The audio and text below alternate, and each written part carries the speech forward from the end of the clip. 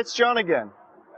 And we're here to talk again about something that it might not seem like an important issue when you first hear it, but it's actually something that a lot of people are following, perhaps even just in their hearts.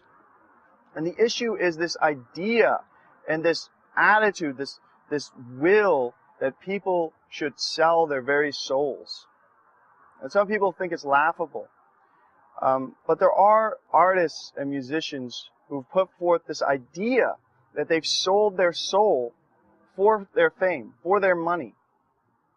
And rappers like Eminem and Snoop Dogg actually made entire songs and videos about them having sold their soul. The first real instance of this in the entertainment industry was a man named Robert Johnson. He was a terrible guitar player. He disappeared for a couple months, came back, he was playing the guitar like no one else. When they asked him, how did you learn all of this? He said, I met a man, Satan, at the crossroads. And he said, if you sell me your soul, I'll teach you how to play. And he said he did it, and he wrote a song about it. Many people have followed suit. And many people have been overt about it. Katy Perry herself said in an interview, flat out, she sold her soul to the devil. So too did Roseanne Barr. This is not a joke. This is not something because they take it very seriously. You don't see anyone in the entertainment industry saying this and then perhaps suggesting later that they were just joking or so on and so forth. They're taking this seriously. And Jesus actually was the first person to really mention this idea that the soul can be sold. In Scripture, he says, if a man sells his soul and gains the whole world, what does it profit him? Because he knew that the world would pass away. He said, what can a man give in exchange for his soul? He also told the parable of the rich man who said he had stored up much goods, and God said to him, thou fool, thy soul shall be required of you. What he's saying is that your soul should not be attached to worldly things, to money, houses, cars, fame, all of these things of the world, because they all pass away. If you're going to sell your soul, your heart, your desire for things that will never last, there's a real problem.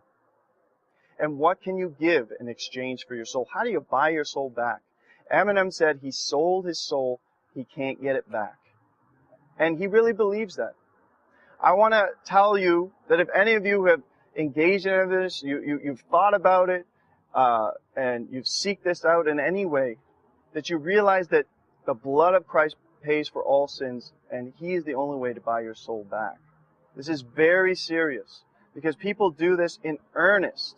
They literally, such as the Led Zeppelin crew, they sign their souls in blood on a contract that they would sell themselves for fame, for riches.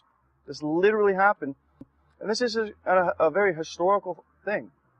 Many people that you see are famous, they put themselves over you as if they had talent. But many of you can sing. Many of you can dance. Many of you know how to do these things that they are doing. So don't put yourself down and say, well, they're on top because they're more talented than me. No, they've engaged, they've given themselves over to a contract, and they've agreed to preach words of death. They've agreed to turn away from God, to turn away from Jesus, to deny Him in exchange for money, for fame. So don't go that same way. Use your fame and God will glorify you. Use your talent and God will glorify you. Take yourself and let Him show you the way. He's the only way into the kingdom of heaven, and when you glorify His name, He will glorify you here. And there are people who are famous, who love Jesus very much.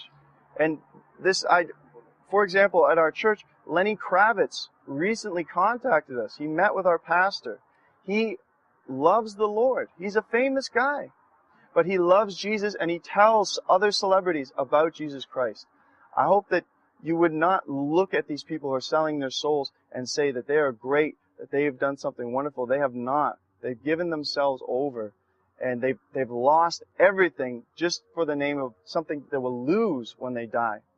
So, God love you. I'll talk to you next time, and have a good day.